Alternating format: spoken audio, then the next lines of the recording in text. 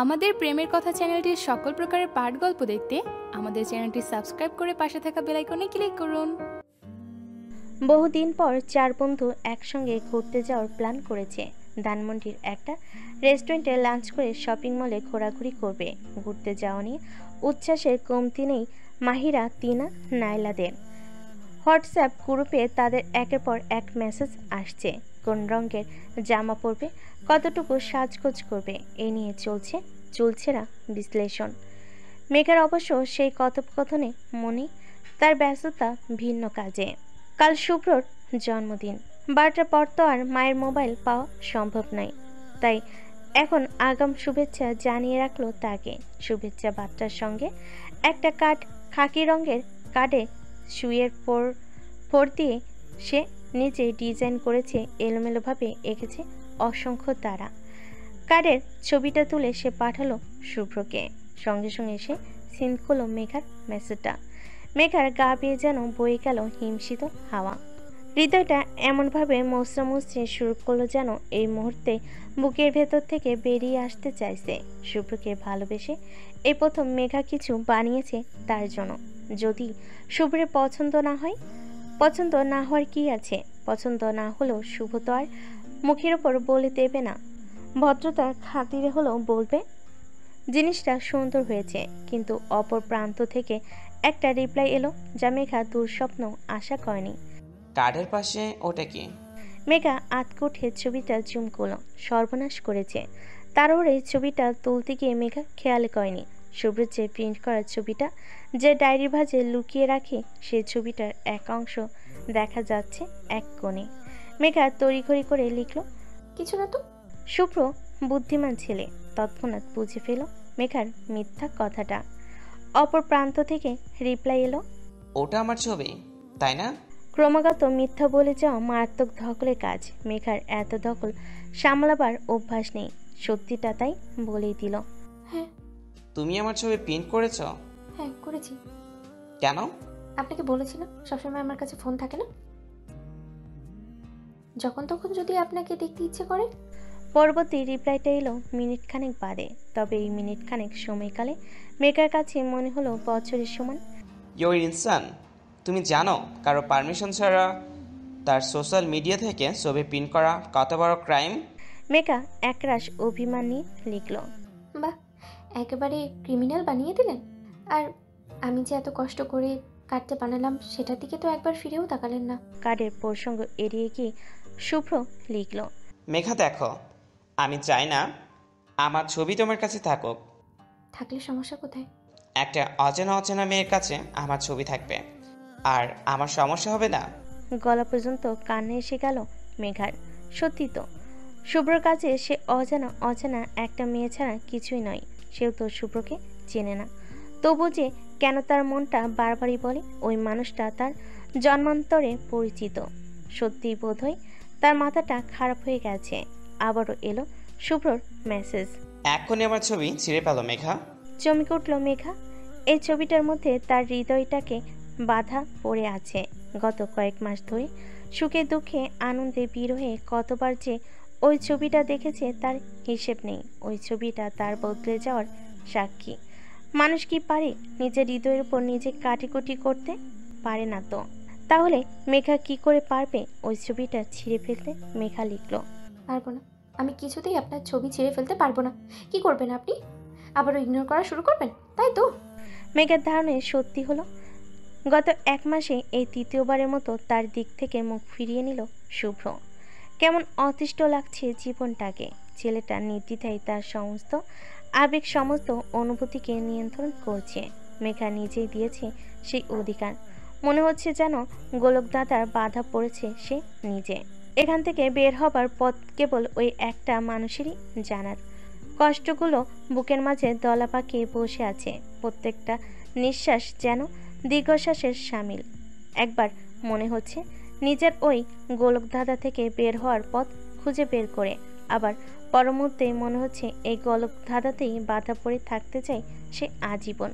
হঠাৎ বন্ধুদের গ্রুপে নাইলার মেসেজ, কিরে মহিলা কাবির সিং কোথায়? মেঘা দীর্ঘশ্বাস ফেলে তারা শুভর কথোপকথনের স্ক্রিনশট তুলে পাঠিয়ে দিল গ্রুপে।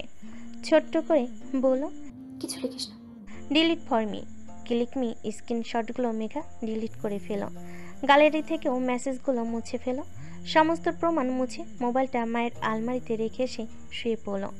মা কয়েকবার এসে ভাত খেতে ডাকলেন, কিন্তু মেঘা উঠল না। নির্ঘুম চোখ দুটো বুজে ঘুমের ভান করে পড়ে রইল। তিনাকে ঝেঁকে ধরেছে তার বিশ্ববিখ্যাত রাগ। মাহিরা বহু চেষ্টা করেছে তাকে শান্ত করে, কিন্তু তার সমস্ত চেষ্টা বিফলে গেল তিনারই হুঙ্কারে।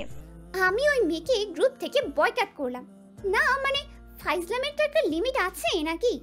1 মাস ধরে প্ল্যান করছি আজ আমরা ঘুরতে আসব। আমি টিউশনি বাদ দিয়ে এসেছি, নাইলা ঘুম বাদ দিয়ে এসেছে, তুই তারিফ ভাইয়ের সাথে ডেট বাদ দিয়ে এলি, অথচ ও আসতে পারলো না। কি এমন মহারানী হয়ে গেছে মেঘা? আজ দুপুর 2টায় 4 জনের রেস্টুরেন্টে দেখা করার কথা ছিল, কিন্তু মেঘা একটা 50 মিনিটে গ্রুপে মেসেজ পাঠিয়েছে। আমার খুব পেট ব্যথা করছে রে, আমি বোধহয় যেতে পারবো না, তোরা এনজয় কর। ততক্ষণে সকলে রেস্টুরেন্টে পৌঁছে গেছে। হঠাৎ মেঘার এমন মেসেজ দেখে রাগে তিনার গা জ্বলে উঠেছে। নাইলা এতক্ষণে বাঁকা হাসি হেসে মোবাইলে কি যেন টাইপ করছিল। টাইপ করার শেষে মোবাইলটা বাড়ি দিল ওদের দুজনের দিকে। নাইলা গ্রুপে লিখেছে, আসবি না খুব ভালো কথা, কিন্তু মিথ্যা বলার কোনো দরকার ছিল না মেঘা। আমরা খুব ভালো করেই জানি তুই তো ধ্রুবতারার সুখে কাতর হয়ে আসতে চাচ্ছিস না। মাইরা মাথায় হাত দিয়ে বলল, পারিস না নাইলা, হয়তো এসব কিছুই না, সত্যি পেট ব্যথা করছে। তিনা দাঁতে দাঁত চেপে বলল, ভালো মানুষই বন্ধ করতো ভাই, নাইলা ঠিকই বলেছে।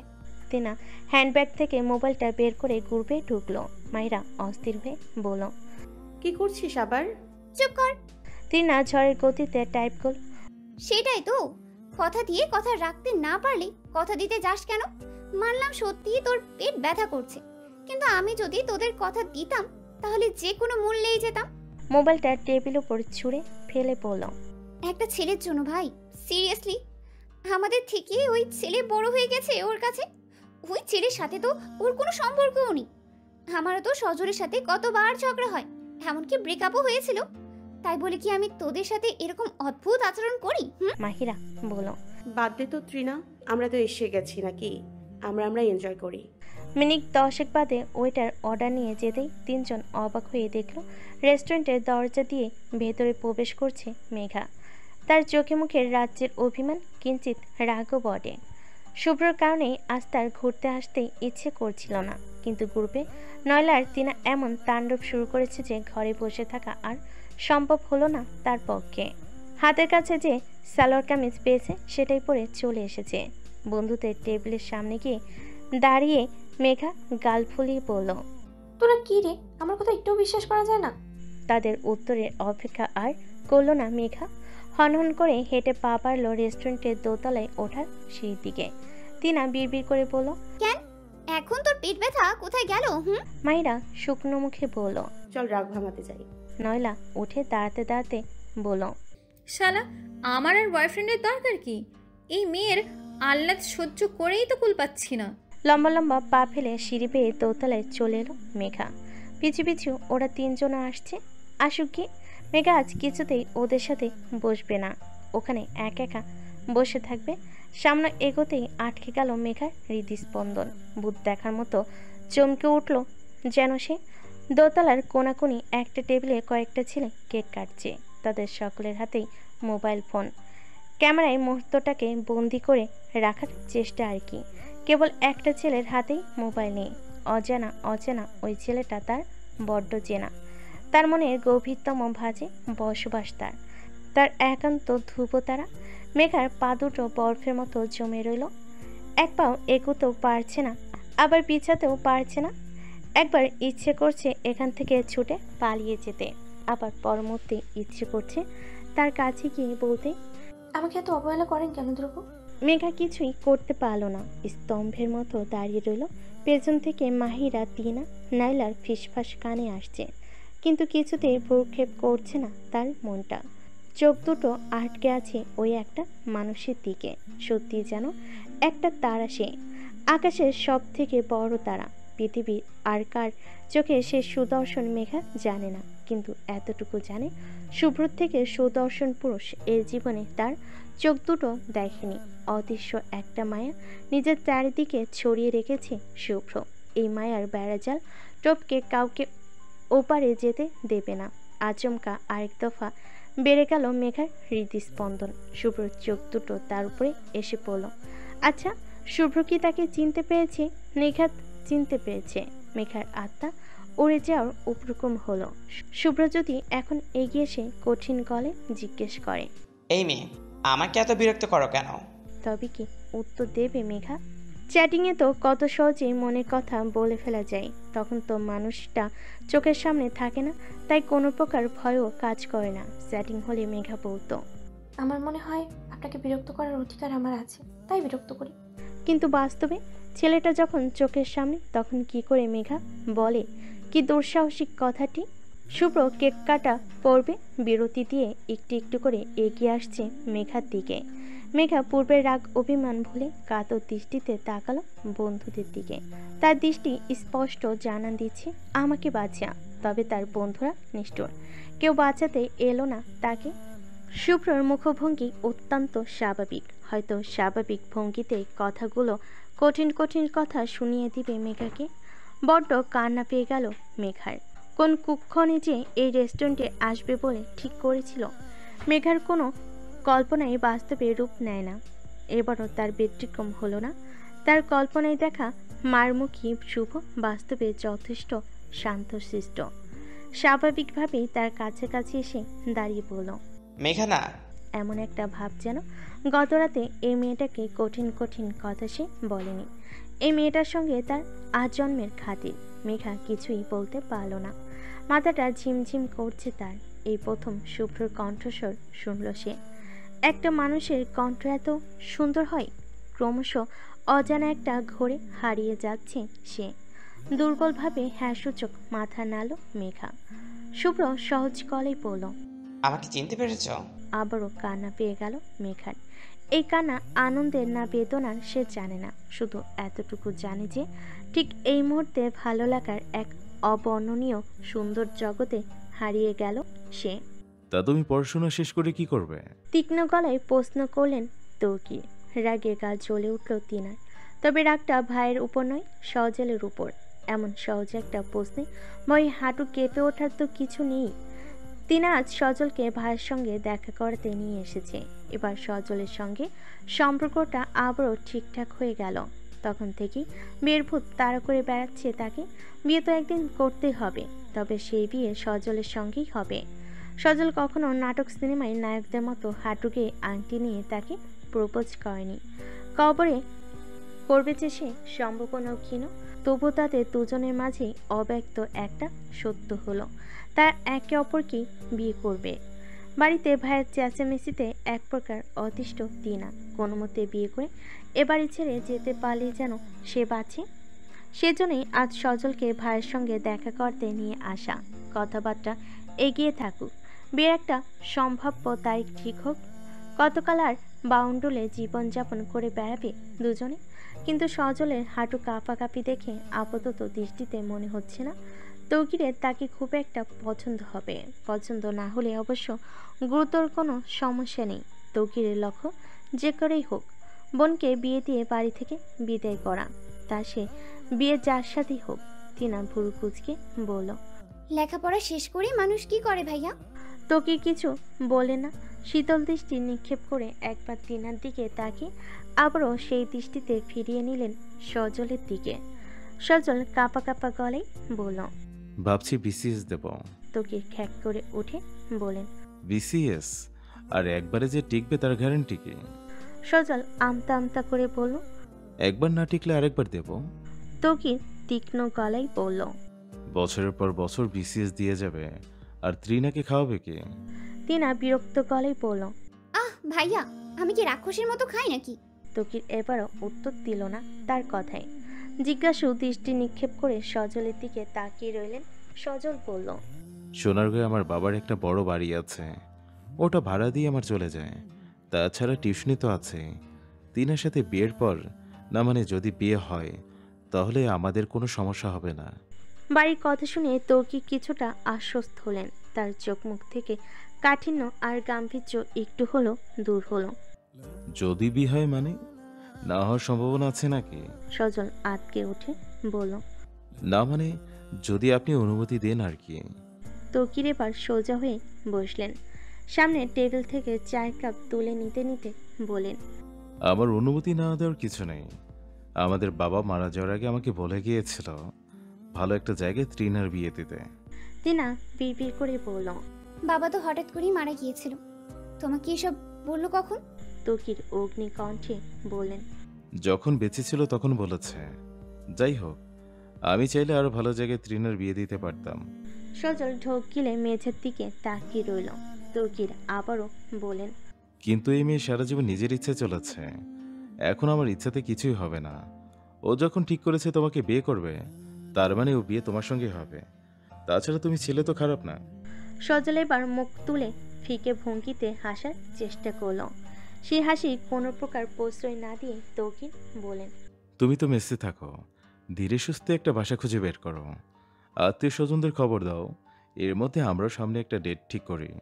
জিনারও এমনিতে অনুষ্ঠানের কোনো শখ নেই, বাড়িতেই ছোটখাটো একটা আয়োজন করে শুভ কাজটা সেরে ফেলবো, কি বলো? সজল থতমত খেয়ে বলল, সামনের মাসে। কেন, আপত্তি আছে নাকি? না না, আমার আবার কিসের আপত্তি? তিনাদের বাড়ি থেকে বেরিয়ে যেন হাত ছেড়ে বাঁচল সজল। তিনাও তাকে এগিয়ে দেওয়ার নাম করে তার সঙ্গে নিজ পর্যন্ত এসেছে। সজলের মুখভঙ্গি দেখে ভুল কুচকে বলল, এত ভয় কি আছে? তাই তো বুঝলাম না। তোমাকে দেখে মনে হচ্ছিল যেন পরীক্ষায় ফেল করার পর হেডমাস্টারের সামনে দাঁড় করানো হয়েছে। বিশ্বাস করো তৃণা, আমি জীবনে অনেকবার ফেল করেছি, অনেকবার হেডমাস্টারের সামনে দাঁড়িয়ে বকা খেয়েছি, কিন্তু কোনোদিন এত ভয় লাগেনি। হেসে ফেলল তিনা। তবে সেই হাসি ক্ষণিকের জন্য মুহূর্তে এসে সামলে নিল নিজেকে। তবে সেই হাসি রেশ যেন ঘরের মনে লেগে রইল সজলে দু চোখে। শোনো, ভাইয়ের কথা এত সিরিয়াসলি নেওয়ার কিচ্ছু নেই। কোন কথা? এই যে 1 মাসের মধ্যে বিয়ের কথা, এত তাড়াহুড়োর কিচ্ছু নেই। কেন, 1 মাসের মধ্যে বিয়ে হলে সমস্যা কোথায়? তোমার আসলে কোনো সমস্যা নেই? না তো, আমাদের ছোট্ট একটা ঘর হবে, বিছানায় রং বেরঙের চাদর বেছানো হবে, দেওয়ালে তোমার আমার ছবি টানানো হবে, আমরা পালা বদল করে রান্না করব, একদিন আমি আর একদিন তুমি। যে দিনগুলোতে আমি রান্না করব সেদিন লবণ বেশি বা কম হওয়ার কারণে তোমার কাছে ধমক খাবো। তিনা মুগ্ধ চোখে তাকিয়ে রইল সজলের দিকে। ছেলেটার চোখে মুখে একরাশ স্বপ্ন খেলে বেড়াচ্ছে। এই স্বপ্নের আলো যেন এসে স্পর্শ করলো তাকেও। মনটা অদ্ভুতভাবে আকুলি বিকলি করে উঠল। এত সুন্দর স্বপ্ন তো সেও কোনোদিন দেখেনি। সপ্তাহখানেক বাদে 4 বন্ধু জড়ো হয়েছে নয়লার বাড়িতে। এ বাড়িতে নয়লা আর তার মা ছাড়া তৃতীয় কোনো ব্যক্তি নেই।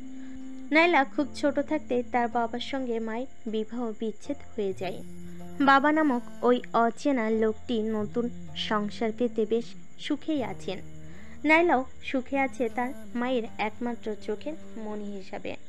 আজকের আলোচনার কেন্দ্রবিন্দুতে রয়েছে টিনা, যে ছেলেকে 1 মাস আগ পর্যন্ত সে সহ্য করতে পারত না, সেই ছেলেকেই কি করে বিয়ে করতে যাচ্ছে। এই নিয়ে চলছে মাহিরা, মেঘা আর নাইলার গবেষণা। বিচ্ছেদ পরবর্তী এই সময়টাতে টিনা সজলকে সহ্য করতেই পারত না ঠিকই। সজলের নাম শুনলেই তার কপালে বিরক্তির ভাঁজ আর চোখে তীক্ষ্ণতা স্পষ্ট হয়ে ফুটতে উঠত। কিন্তু সেই তীক্ষ্ণতার মাঝে লুকিয়েছিল চাপা এক অভিমান, হয়তো খানিকটা রাগও। ঘৃণা ছিল না লেশমাত্র। মানুষ যাকে এক মুহূর্তের জন্য হলো নিজের সবটা দিয়ে ভালোবাসে, তাকে আর যাই হোক ঘৃণা করতে পারে না। আর সেই অভিমানও হয়তো ভালোবাসারই আরেক রূপ। উপরে রেগে থাকলেও তার অবচেতন মন ঠিকই জানত একদিন ওই ছেলেটার কাছেই আবারও ফিরে যেতে হবে তাকে। এই ছেলেটাই এই বিরাট পৃথিবীতে তার একমাত্র ঘর, যে ঘর পরম মমতায় মাথার উপর ছায়া দেয়। হাজারো প্রতিকূলতার মাঝেও যার ভেঙে পড়ার সম্ভাবনা নেই। নাইলা বিস্মিত গলায় বলল, এটা কোনো কথা? শেষমেশ আমাদের গ্রুপে সবার আগে তৃণা বিয়ে করবে? টিনা হাসি মুখে বলল, কেন, আমি আগে বিয়ে করতে পারি না? না পারিস, কিন্তু আমি ভেবেছিলাম সবার আগে এই 2 আহ্লাদের বিয়ে হবে। নাইলা মাহিরা আর মেঘার দিকে ইশারা করল। মেঘা আকাশ থেকে পড়ার ভঙ্গিমায় বলল, আমি? আপনাকে কে বিয়ে করবে? কেন? তোর মিস্টার মেঘা না? আমাকে চিনতে পেরেছো? মেঘা লাজুক ভঙ্গিতে হাসল। সেদিন রেস্টুরেন্টে শুভ্রর সঙ্গে অকমর সাথে দেখা হওয়ার পর থেকে রোজ কম করে হলো 7 বার নাইলা তাকে এই ঘটনা মনে করিয়ে লজ্জায় ফেলে দিচ্ছে। এই মেয়েটাকে নিয়ে সত্যি পারা যায় না। মাহিরা হতাশার সুরে বলল, কিন্তু আমি একটা ব্যাপার কিছুতেই মানতে পারছি না। টিনা বলল, কোন ব্যাপার? তোর বিয়ে ভাই, আর অনুষ্ঠান হবে না, আমরা হই হুল্লোড় করবো না? নাইলা আর মেঘাও যেন একটু নড়েচড়ে বসলো। উদ্গ্রীব দৃষ্টিতে নিক্ষেপ করলো টিনার দিকে। টিনা ছোট্ট দীর্ঘশ্বাস গোপন করে বলল, আমাকে তাড়াতে পেরেই ভাইয়া ভিজে যাচ্ছে, আবার অনুষ্ঠান? টিনার এ কথায় মন খারাপ হয়ে গেল সকলের। গুমট একটা হাওয়া মরতেই ছেয়ে গেল চারপাশে। মাহিরা পরিস্থিতি সামাল দেওয়ার জন্য উজ্জ্বল গলায় বলল, তো কি হয়েছে? অনুষ্ঠান হবে না বলে কি আমরা হই হুল্লোড় করবো না? অবশ্যই করব। শোন মেঘা, আমরা 3 জন হুবহু একই রকম 3টা শাড়ি কিনবো, একই জুয়েলারি কিনবো, একই রকম সেজে ট্রিনার বাসায় যাব। সজল তো বিয়ে করতে ও বাড়িতেই যাবে, ওকে গেটে আটকে দেব, বলবো টাকা না ছাড়া পর্যন্ত আমাদের বন্ধুকে আমরা ছাড়ছি না। নয়লা শুকনো গলায় বলল, সজলের কাছে টাকা চাইবে? ওর পকেটে আর কয়টা টাকাই বা থাকে? মাহিরা একবার টিনার দিকে দৃষ্টি নিক্ষেপ করে বিব্রত গলায় বলল, নাইলা তুইও না? নাইলা ফুর্তির ভঙ্গিতে বলল, আরে ধুর, ত্রিনা কি মেঘার মতো গাধে নাকি যে ফাজলামি ধরতে পারবে না? মেঘা আহত গলায় বলল, আমি গাধা? ও সরি, তুই তো ছাগল। টিনা হেসে ফেলে কিছু একটা বলতে যাবে, কিন্তু তখনই বেজে উঠল তার মোবাইলে রিংটন। মোবাইলটা পাশে উল্টো করে রাখা ছিল। হাতে নিতেই টিনা দেখল স্ক্রিনে ভেসে উঠেছে আননোন একটা নাম্বার। আননোন নম্বর থেকে আসা কল সাধারণত সে রিসিভ করে না, কিন্তু আজ কেন যেন সারা শরীরে শীতল একটা হাওয়া বয়ে গেল। বুকের ভেতরটা খচখচ করে উঠল।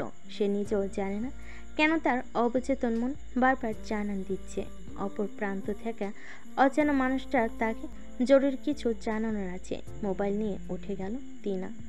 নাইলার ঘরের সঙ্গে লাগোয়া বারান্দায় দাঁড়িয়ে রিসিভ করলো। অপর প্রান্ত থেকে ভেসে এলো ভরাট পুরুষ কণ্ঠ। আপনার নাম ত্রিনা মাহফুজ? টিনা কম্পিত স্বরে বলল, হ্যাঁ, কে বলছেন? আপনি আমাকে চিনবেন না, কিন্তু আপনার সঙ্গে আমার জরুরি কিছু কথা আছে। এমনিতেই টিনা যথেষ্ট শক্ত মেয়ে। তার কণ্ঠে দৃঢ়তা সবসময় বিরাজ করে, কিন্তু আজ কোনো এক বিচিত্র কারণে বারবার তার গলা কাঁপছে, পা দুটো থরথর করে কাঁপছে। দাঁড়িয়ে থাকাও বড্ড দুষ্কর। টিনা থেমে থেমে বলল, কি কথা? এইভাবে বলা যাবে না, সামনাসামনি বলতে হবে। আপনি কি কাল আমার সঙ্গে দেখা করতে পারবেন? আশ্চর্য! আপনাকে চিনি না, জানি না, আপনার সঙ্গে দেখা করতে যাব কেন? তাছাড়া কে আপনি? আমার নাম্বার পেলেন কি করে? লোকটা তার একটা প্রশ্নের জবাব দিল না। প্রশ্নের পিঠে ছুড়ে দিল শীতল এক প্রশ্ন। আপনি কি সত্যি সজলকে বিয়ে করতে যাচ্ছেন? টিনা হক চুকিয়ে গিয়ে বলল, হ্যাঁ, কিন্তু আপনি জানলেন কি করে? লোকটা এবারও তার প্রশ্নে জবাব দিল না। গম্ভীর অন্ধকারাচ্ছন্ন গলায় বলল, সজলকে পুরোপুরি চেনেন আপনি? সবটা জেনে শুনেই সংসার করতে যাচ্ছেন তো? মানে কি জানবো আমি? তার মানে জানেন না? টিনা অতিষ্ঠ হয়ে বলল, কিন্তু আপনি কে? আর আমার কি সজলকে নিয়ে কিছু জানার কথা? অপর প্রান্ত থেকে এলো শান্ত একটা জবাব। সব জানতে পারবেন কাল সকাল 10টায়। আমি আপনার ক্যাম্পাসে থাকবো, দেখা হচ্ছে। এত বড় একটা সত্যি জানার পরও কি বিয়ে করতে পারবেন সজলকে? আদিপ নিলিপ্ত কণ্ঠে বলল, এই লম্বা চড়া গোমরা মুখ লোকটাই কাল অকমর সাত টিনাকে ফোন করে ভরকে দিয়েছিল। আজ আরেক দফা ভরকে দিল। তার গোটা পৃথিবীটাকে এলোমেলো করে দিল। ভয়ঙ্কর এক অজানা সত্যকে তার সামনে এনে বড্ড অস্থির লাগছে টিনার। দোকান দিয়ে যেন গরম বাষ্প বের হচ্ছে। তেষ্টা পাচ্ছে প্রচুর, কিন্তু কেবল পানিতে এই তেষ্টা মিটবে না। টিনা এলোমেলো কণ্ঠে বলল, আমাকে যেতে হবে। আদিপ তার উপকার না অপকার করলো ঠিক এই মুহূর্তে বলা যাচ্ছে না, কিন্তু সেই লোকটা তার জীবনে মোড় ঘুরিয়ে দিতে এত বড় ভূমিকা রাখলো, তাকে কৃতজ্ঞতার সুযোগ কিছু বলার প্রয়োজনীয় বোধ করলো না টিনা। ব্যস্ত পায়ে উল্টো ঘুরে বাড়ালো নিজের ডিপার্টমেন্টের বিল্ডিংয়ের দিকে। আদিপ উঁচু গলায় ডাকলো একবার। ত্রিনা। চমকে ওঠার মতো কিচ্ছু নেই, তবুও ভয়াবহভাবে চমকে উঠল টিনা। পেছন ফিরে কাঁপা কাঁপা গলায় বলল, জি। আপনার জীবন, যা সিদ্ধান্ত নেবেন ভেবেচিন্তে নেবেন, আর কোনো প্রয়োজন হলে আমার নম্বর তো আপনার কাছে আছেই। টিনা যন্ত্রের মতো আবার বলল, জি। 5 মিনিটের পথ হাঁটতেই ক্লান্তিতে শরীর ভেঙে এলো টিনার। ক্লান্তি অবশ্য যথার্থ, হৃদয়টা যেমনভাবে ধরফর করছে, ক্লান্তিতে তো যাকে ধরবেই। টিনার মাথা কাজ করছে না, ক্লাস করার মতো কোনো অবস্থায় সে নেই। বাড়ি গিয়ে উত্তপ্ত মস্তিষ্কটাকে শান্ত করতে হবে এখন। ডিপার্টমেন্ট বিল্ডিংয়ের বাইরেই মাহিরাকে পাওয়া গেল। টিনার রক্তশূন্য মুখটা দেখে মাহিরা হতবাক বনে গেল। তাদের গ্রুপের সব থেকে সাহসী মেয়ে টিনা, কোনো কিছুতেই তার তোয়াক্কা নেই। তবে আজ কি এমন হলো যে টিনার মুখটা পাংশু বর্ণ ধারণ করেছে? মাহিরা উদ্বিগ্ন গলায় বলল, কি হয়েছে ত্রিনা? লোকটা কে ছিল আর কি বা বলল? টিনা তার একটা প্রশ্নেরও জবাব না দিয়ে বলল, আমি বাসায় গেলাম ভাই। মাহিরা আরেক দফা অবাক হয়ে বলল, বাসায় যাবে মানে?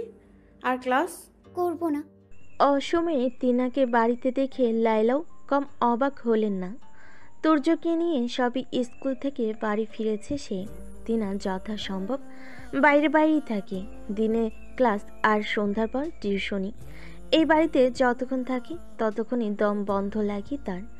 অথচ আজই সেই মেয়ে কিনা দিনের বেলায় বাড়ি ফিরে এসেছে। লাইলার দুশ্চিন্তা কাটাতে টিনা ঠোঁটের জোরপূর্বক একটা হাসি টেনে বলল, ক্লাস ক্যান্সেল হয়ে গেছে ভাবি, তাই ফিরে এলাম। কোনো মতেই নিজের ঘরে এসে দরজাটা বন্ধ করে দিতেই হাঁপ ছেড়ে বাঁচল টিনা।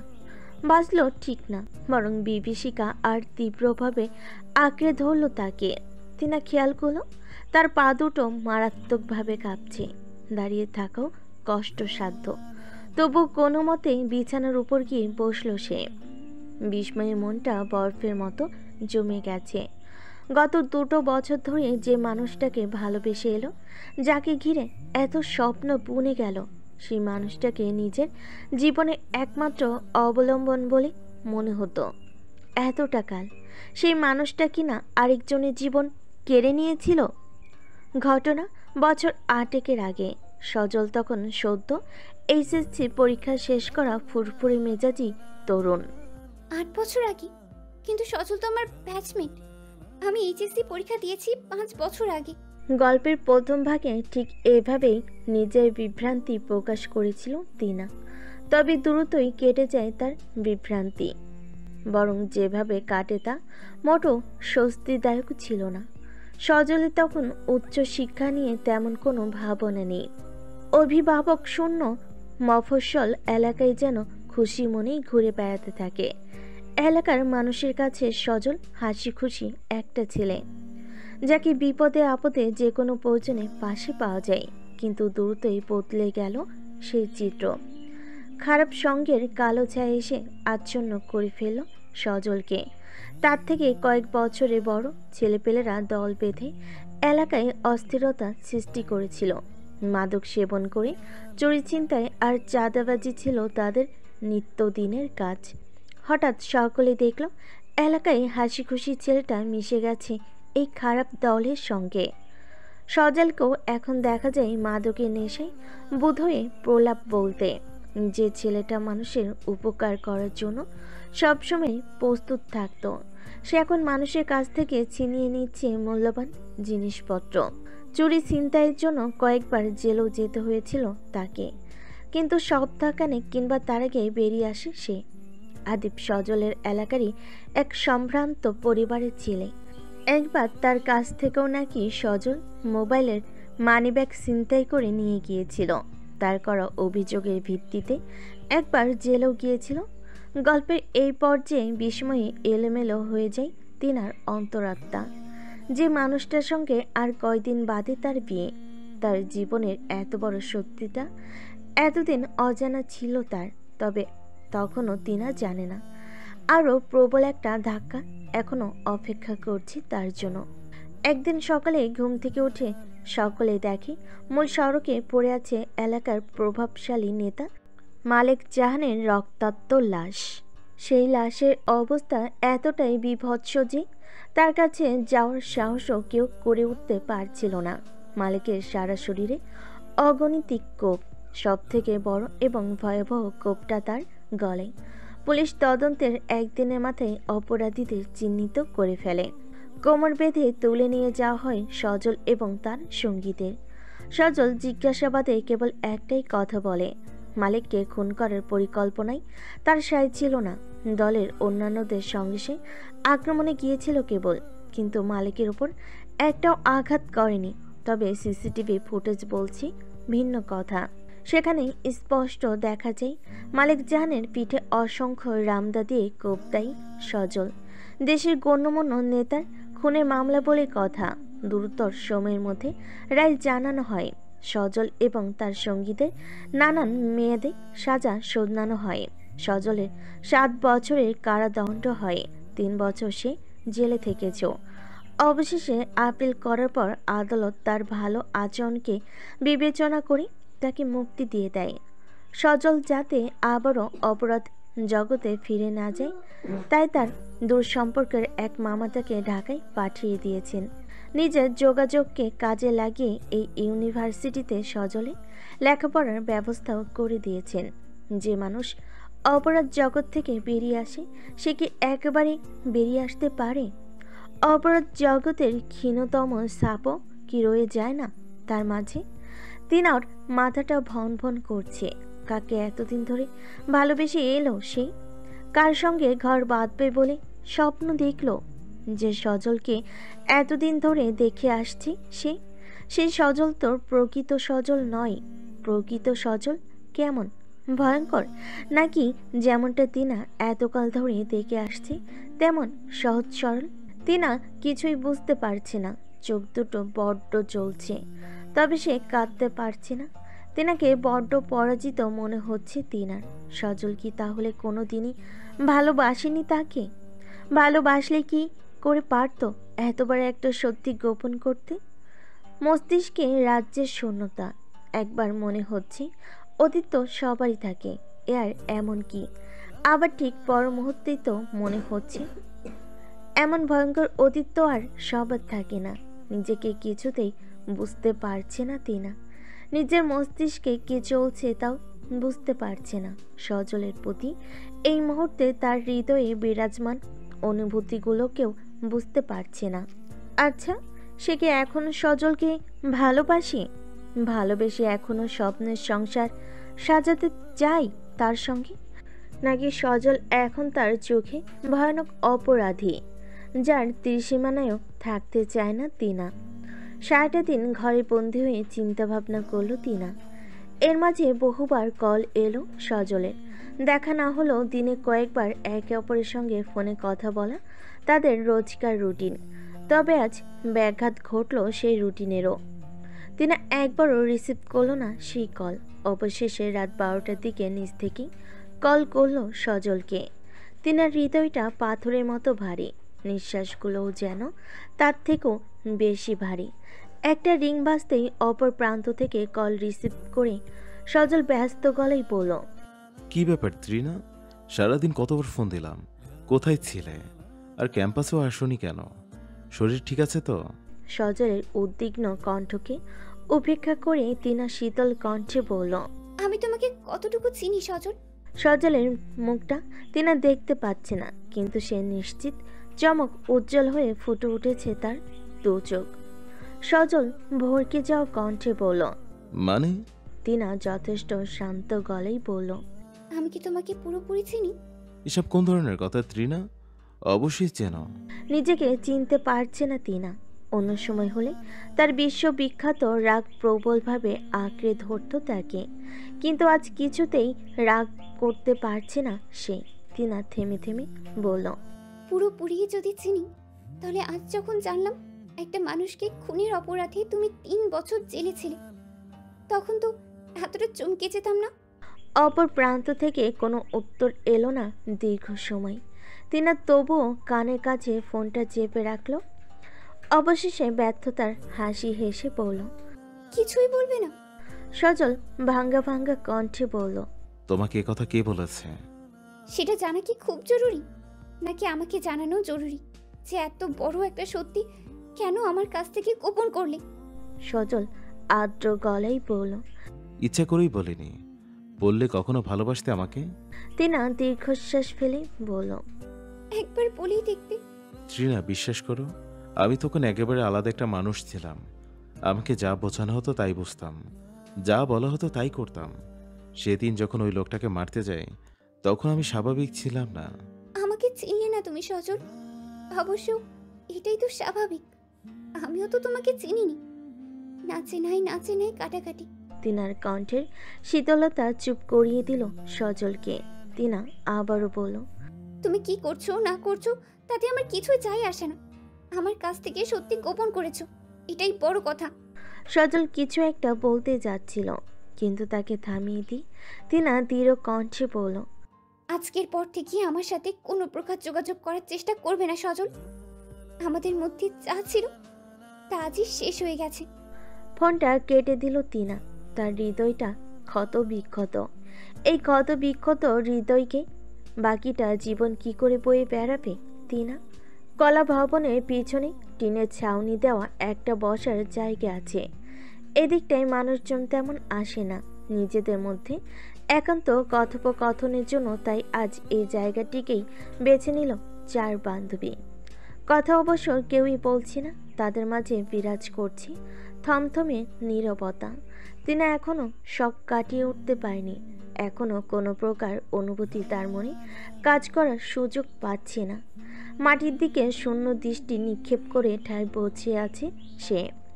মেঘা তিনার কাঁধে হাত রেখে তাকে সান্ত্বনা করার বৃথা চেষ্টা করছে। মাহিরা কিছুটা দূরে বসে আছে, তার এতটাই খারাপ লাগছে যে চোখ দুটো বারবার নোনা জলে ছলছল করছে। তার সকল খারাপ লাগা তিনাকে ঘিরে। এত বড় একটা সত্যি আগে কেন সামনে এলো না? এলো তখনই কেন এলো যখন তিনা সানন্দে তার স্বপ্নের ডালা সাজিয়ে বসেছিল। তিনার বিয়ে নিয়ে কত স্বপ্ন সাজালো মাহিরা। তিনা তো দামি কোনো উপহার নেবে না, তাই পছন্দ করে তার বিয়ের শাড়িটা কিনেছিল। ওই শাড়ি পরেই তাকে সজলকে বিয়ে করতে হবে। এখন বোধহয় আর কখনোই সেই শাড়িতে দেখা হবে না মাহিরার। দীর্ঘক্ষণ চুপ করেছিল নাইলা। তিনার মুখে সবটা শোনার পর কোনো প্রতিক্রিয়া দেখায়নি। তাকে সান্ত্বনা দেওয়ার চেষ্টা করে গেছে, কিন্তু এই মুহূর্তে তিনার বিমর্ষ মুখটা আর সহ্য হলো না। তিনা কেন ভেঙে পড়বে? ভেঙে তো পড়া উচিত সজলের। ঝাঁঝালো কণ্ঠে নাইলা বলল, ও আমি তো আগেই বলেছিলাম। মাইরা মনে মনে আটকে উঠল। এমনিতেই তিনার মনের অবস্থা ভালো নেই, তারপর নাইলা যদি তার স্বভাব মতো ঝাঁজ দেখানো শুরু করে তবে আর রক্ষা নেই। তিনার বিগড়ে যাওয়া মস্তিষ্ক আরও ব্যাপকভাবে বিগড়ে যাবে। মাহিরা বিড়বিড় করে বলল, নাইলা চুপ কর। নাইলা ক্ষোভে ফেটে পড়ে বলল, না, কেন চুপ করব? একটা কারণ দেখা আমার চুপ করে থাকার। শুরু থেকেই ছেলেটাকে আমার পছন্দ ছিল না। আমার কথা তো তখন কানেই নিসনি, এখনই দেখ। মেঘা ছোট ছোট চোখ করে তার দিকে তাকিয়ে বলল, শুরু থেকে তোর কোন ছেলে পছন্দ হয় না? নাইলা থমথমে গলেই বলল, আর যাকেই হোক, সজলকে তো হয়নি। ইউজলেস ছেলে একটা, তার উপর আবার এত বড় একটা সত্যি লুকিয়ে রাখলো, কত সাহস! দীর্ঘ সময় পর মুখ খুলল তিনা। দৃষ্টি মাটির দিকেই আবদ্ধ রেখে হিমশীতল কণ্ঠে বলল, একটু চুপ করবি নাইলা? নাইলা চুপ করল না, বরং দ্বিগুণ তেজ নিয়ে বলল, কি দরকার ছিল আবার সজলের সাথে সম্পর্কটা ঠিক করার? একা ছিলি, শান্তিতে ছিলি, শান্তিতে থাকতে ভালো লাগছিল না? জীবনে প্রেম এত দরকার কেন তোদের? নিজেকে আর সামলে রাখতে পারল না তিনা। রীতিমতো হুঙ্কার দিয়ে বলল। কি সমস্যা তোর? তিনার হুঙ্কারে স্তব্ধ হয়ে গেল নাইলা। মাহিরা আর মেঘাও কিছু বলার সাহস করে উঠতে পারল না। তিনার রাগী রূপটার সাথে সকলেই পরিচিত, কিন্তু আজ মনে হচ্ছে এই রাগের ধরন আলাদা। এই রাগের সঙ্গে তিনার পূর্বের আর কোনো রাগের মিল নেই। তিনা উঠে দাঁড়িয়ে ক্ষিপ্ত গলায় বলল, দেখতে পাচ্ছিস আমার মানসিক অবস্থা ভালো নেই, তারপরও একটার পর একটা বাজে কথা বলে যাচ্ছিস। মাহিরা আর মেঘাও তার দেখা দেখে উঠে দাঁড়ালো, তাকে সামলাতে এগিয়ে এলো। নাইলা বসে রইল এক জায়গাতেই। তিনা আবারও বলল, আমাদের জীবনে প্রেম এত দরকার কেন জানিস? কারণ আমাদের মধ্যে ফিলিংস কাজ করে, তোর মধ্যে কাজ করে না তো, এই জন্যই তোর কাছে তার মূল্যও নেই। অনুভূতিহীন রোবট একটা। এক নিঃশ্বাসে কথাগুলো বলে রাগে গজগজ করতে করতে বেরিয়ে গেল তিনা। মাহিরা আর মেঘা তাকে সামলাতে ছুটল তার পিছু পিছু। নাইলা বসে রইল এক জায়গাতে, কেমন গা শিরশিরে অনুভূতি হচ্ছে তার। যে মেয়েটা কোনো কিছুকেই তোয়াক্কা করে না, পৃথিবীর কোনো কিছুতেই যার ভয় নেই। তিনার সামান্য কয়েকটা কথাই দমে গেল সে। দমে গেল বলে ভুল হবে, মুষড়ে পড়ল রীতিমতো। যে ভালোবাসা শব্দটার সঙ্গে আজ 4 বছর হলো আড়ি নিয়েছে সে, সেই ভালোবাসাই যেন দূরে দাঁড়িয়ে উপহাস করছে। ওই দেখো, ড্যামকে আর নাইলা সিদ্দিকি কাঁদছে। কথাগুলো যেন স্পষ্ট শুনল নাইলা। উপহাসের একটা হাসিও এলো তার কানে। অদ্ভুতভাবে চোখের কোণে কয়েক ফোঁটা অশ্রুর অস্তিত্বের জানানো পেল। অশ্রুগুলো আজ আবার যেন নিজের প্রকৃত রূপ দেখাচ্ছে। এতগুলো বছরে নাইলা তাদের কড়া শাসন করে লুকিয়ে থাকতে শিখিয়েছে, তবে আজ কেন শাসন মানছে না তারা? মিনিট 15 একই জায়গায় বসে রইল নাইলা। কতগুলো ছবি, কতগুলো দৃশ্য, কতগুলো গানের সুর তার চোখের সামনে ভাসছে, কানে বাজছে। কিছুতেই তাদেরকে থামাতে পারছে না তার হৃদয়ে অবিরাম চলতে থাকা রক্তক্ষরণ। কোত্থেকে যেন ছুটতে ছুটতে মাহিরা এলো। ভেবেছিল বোধহয় পাবে না নাইলাকে। পেল যখন কিছুটা আশ্বস্ত হয়ে দম নিয়ে তার পাশে এসে বসলো। নাইলার হাতে হাত রেখে বলল, নাইলা ঠিক আছিস? চোখ দুটো আর্দ্র, তবুও ঠোঁটে প্রশস্ত একটা হাসি ফুটিয়ে তুলল নাইলা। অভিনয়টা এতদিনে বেশ রপ্ত করেছে সে। হ্যাঁ হ্যাঁ, তুই তো জানিসই কথায় কথায় মাইন্ড করার অভ্যেস আমার নেই। ট্রিনার কথায় কিছু মনে করিস না, এত বড় একটা শক পেয়ে মেয়েটার মাথা খারাপ হয়ে গেছে। কয়েক মুহূর্ত চুপ করে থেকে নাইলা কম্পিত স্বরে বলল, তৃণা ভুল তো কিছু বলেনি। সত্যি তো, আমি অনুভূতিহীন রোবট। এই প্রেম ভালোবাসার শব্দগুলো আমার অ্যালার্জির কারণ হয়তো। এই অনুভূতিগুলোকে মূল্য দিতে না পারা। মাইরা চুপ করে রইল। নিজের অজান্তেই খচ করে উঠল তাদের বুকের ভেতরটা। তার সামনে বসে থাকা মেয়েটা যেন নাইলা নয়, অবিকল নাইলার মতো দেখতে এক অপরিচিতা। নাইলা অন্যমনস্ক কণ্ঠে বলল, এই যে তৃণা এতগুলো বছরের সজলকে চিনতে পারল না, এতে তৃণার কোনো দোষ নেই। আমাদের চারপাশের মানুষগুলো আমাদের চেনে না, তাকেই চেনে যাকে আমরা তাদের সামনে তুলে ধরি। এই যে এতগুলো বছর ধরে আমাকে দেখছিস, চিনিস পুরোপুরি আমাকে? মাইরা সংশয় মাখা গলায় বলল, চিনি না। নাইলা হেসে বলল, সেই হাসি জুড়ে যেন অস্পষ্ট এক বিষাদের রং। জোর গলায় নাইলা বলল, একদমই না। ওই ভালোবাসা নামক বাজে জিনিস একটা সময়ে আমার মনটাকে উষ্ণতায় ঘিরে রাখতো, এখন সে নেই। আমার মনটা এখন হিমবাহের মতো জমাট বেঁধে গেছে। এই জন্যই সেই মনে আর কোনো অনুভূতিই কাজ করে না। মাইরা অবাক গলায় বলল, কি বলছিস এসব? শেষের মাহফুজকে চিনিস? সিঙ্গার শিশির মাহফুজ? শিশির মাহফুজ বর্তমান সময়ের আলোচিত গায়ক। তার গানের সুর খুব কম সময়ের মাঝে জায়গা করে নিয়েছে শ্রোতাদের হৃদয়ে। তার গান এখন দেশের মানুষের মুখে মুখে। কনসার্টে একবার সে স্টেজে উঠে গেলে আর তাকে গান গাইতে হয় না, শ্রোতারাই চেঁচিয়ে ওঠে তার সুরে। এমন একটা মানুষকে কিনা চিনা পারা যায়? অবশ্যই চিনি। নাইলা দীর্ঘশ্বাস ফেলে বলল, আমিও চিনি, এমনকি তখন থেকে চিনি যখন শালাকে পৃথিবীর আর কেউ চিনতই না। নাইলা খুব চেষ্টা করছে বরাবরের মতো তার কণ্ঠে ঠাট্টার ফুর্তির ভাবটা ধরে রাখতে, কিছুতেই পারছে না। ওই বিষাদের রং যেন আরও জোরালোভাবে ছড়িয়ে গেছে তার কথার ভাঁজে। নাইলা ক্লান্ত গলায় বলল, তোর কাঁধে মাথা রাখি। ঠিক এই মুহূর্তে মাহিরার মনে হলো নাইলা বড্ড অসহায়। সত্যি এতগুলো বছর যেন তারা প্রকৃত নাইলাকে চিনে উঠতে পারেনি। তৎক্ষণাৎ মাহিরা বলল, রাখ। মাহিরার কাঁধে মাথা রেখেই ফুপিয়ে কেঁদে উঠল নাইলা। অবাক হয়ে বরফের মতো জমে গেল মাহিরা। আজ পর্যন্ত কোনোদিন নাইলাকে তারা তিন বান্ধবী কাঁদতে দেখেনি। সে নিজেই বহুবার ফাজলামি করে বলেছে, মেয়ে হলে ছিঁচকান্দুনি হতে হবে কেন রে? আমাকে দেখিস না, আমার চোখ পাথরের চোখ। এই চোখ থেকে কোনো দিনও জল পড়বে না। অথচ সেই মেয়েটা কিনা আজ এমন অসহায়ের মতো কাঁদছে। মাহিরা নিজেরই কান্না পেয়ে গেল। আরেক হাতে নাইলাকে আঁকড়ে ধরে সে বলল, এই নাইলা, তুই কাঁদছিস কেন? নাইলা মাহিরার কাঁধ থেকে মাথা তুলল। দু হাতে দু চোখে জল মুছে জোরপূর্বক একটা হাসি হেসে বলল, কান্না আমার চোখে বড্ড মেয়ে বানান না? শিশিরও তাই বলতো। একবার কি বলেছিল শুনবি? বাংলাদেশের গায়কদের মধ্যে শিশিরের গলাটা একটু আলাদা, একটু বেশি ভারী আর মাদকতায় ঠাসা। এই গলা নকল করা সকলের সাধ্য নয়। তবুও নাইলা একটু নড়ে চড়ে বসে তার গলা নকল করে বলল, শোনো নাইলা, তুমি কখনো কাঁদবে না। তোমার চোখে কান্না না, হাসি মানায়। মাহিরা বিস্মিত ভঙ্গিতে বলল, তুই শিশিরকে কি করে চিনলি? নাইলা স্মৃতিদের ভিড়ে হারিয়ে গিয়ে বলল, আমি তখন ক্লাস 7-এ পড়ি। মায়ের চিটাগংয়ের ট্রান্সফার হলো। আমাকে তো ঢাকায় কারো কাছে রেখে যেতে পারবে না, তাই স্কুল থেকে ছাড়িয়ে সঙ্গে করে নিয়ে গেল। আমিও বেশ খুশি ছিলাম। নতুন শহর, নতুন মানুষজন, নতুন স্কুল। চিটাগংয়ে আমরা একটা হাউসিং সোসাইটিতে উঠলাম। সেই সোসাইটির ছেলেমেয়েরা অল্প দিনেই আমাকে বন্ধু করে নিল। ওদের দলে নানা বয়সী মানুষ ছিল জানিস, একেবারে 8 থেকে 28।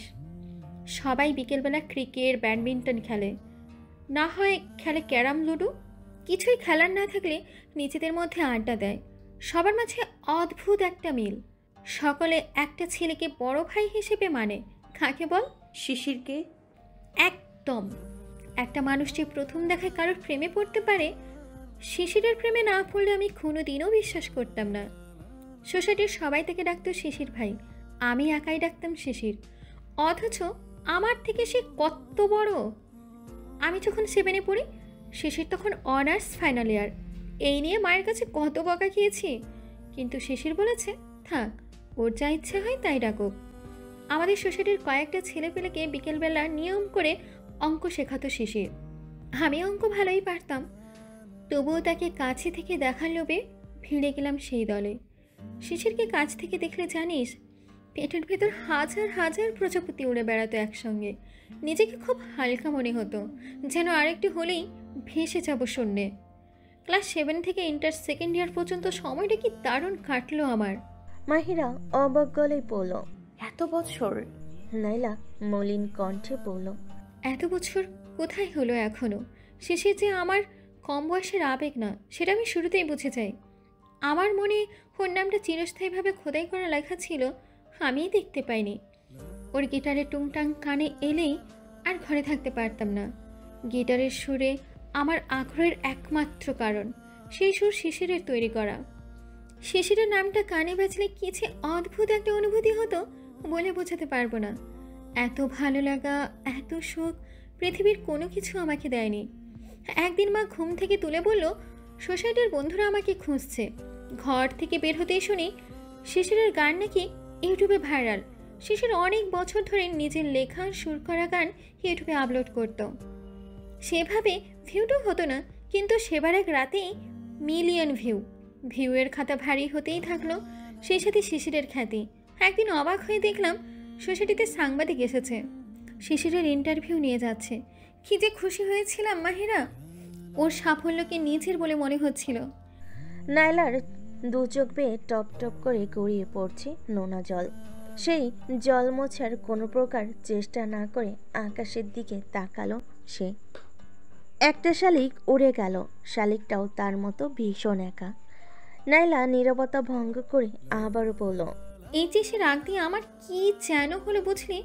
শিশির তখন বেশ নামডাক করেছে। আরও একটা গান ভাইরাল হয়েছে, এখন কনসার্টের ডাক পায়, মিউজিক ভিডিওর প্রস্তাব পায়, সব থেকে বড় কথা মেয়ে ভক্তদের প্রেমপত্রও পায়।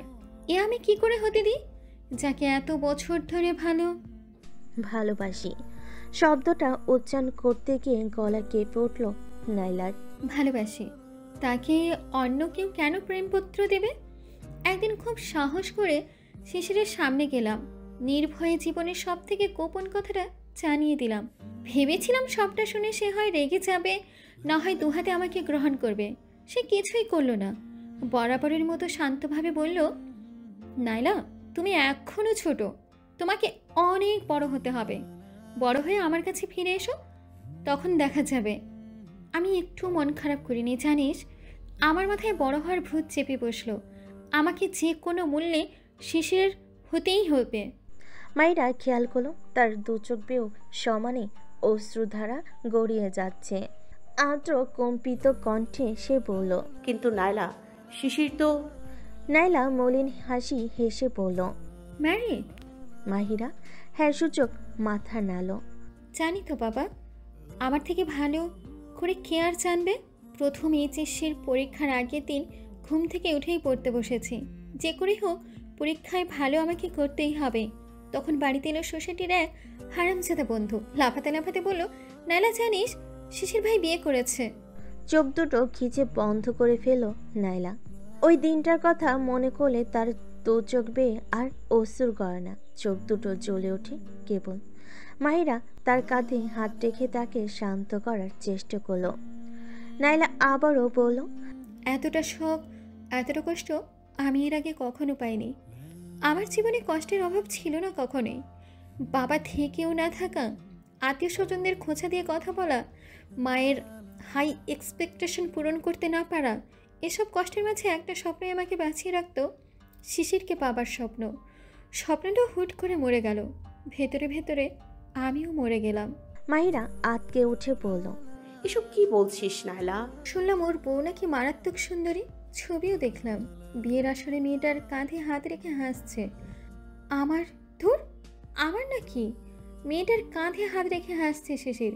ছেলেটার হাসি আমার মনটাকে হাসাতো, অথচ ওই হাসি যেন ধারালো ছুরির মতো এসে হামলে পড়লো আমার মনে। প্রথম মানতে কষ্ট হলো এত। পরীক্ষাগুলো কি করে যে দিয়েছি আমি নিজেই জানি। পড়াশোনা নিয়ে যতক্ষণ ব্যস্ত ছিলাম ভালোই ছিলাম। পরীক্ষার শেষে শুরু হলো আসল কষ্ট। মেনে নিতে চেষ্টা করেছি বুঝলি, পৃথিবীতে এত ছেলে আছে, আমি কেন এক ম্যারিড ছেলের জন্য কষ্ট মরব? কিন্তু কিছুতেই নিজেকে বোঝাতে পারলাম না। শিশির তখন ঢাকায় চলে এসেছে, বউ নিয়ে নিজের ফ্ল্যাটে উঠেছে। একবার আমাদের সঙ্গে দেখা করতে গিয়েছিল জানিস, তাও আবার বউ নিয়ে। আমাকে দেখে দাঁত কেলিয়ে বলল, নয়লা এটা আমার বউ। যে জায়গায় তাকে ঘিরে আমার ভালোবাসার স্মৃতিগুলো উড়ে বেড়ায়, সেখানে আর থাকতে পারলাম না। চিটাগং থেকে আবারও ঢাকায় ফিরে এলাম। মা চাকরি ছেড়ে নিজের বুটিক দিল, আমি ওই ভার্সিটিতে চান্স পেলাম। জীবনের মতোই চলছে। এখন ভালোবাসা শব্দে আমার অ্যালার্জি, আমার মাঝে আর কোনো অনুভূতি কাজ করে না। জানিস মাহিরা, পৃথিবীর প্রত্যেকটা মানুষের ভালোবাসার উপরে কোনো না কোনো ভালোবাসার ঘর পড়ার অভিশাপ থাকে। এজন্যই কেউ তার ভালোবাসাকে পায় না, কিংবা পেয়েও হারায়। মাহিরা থেমে থেমে বলল, ভালোবাসিস এখনো?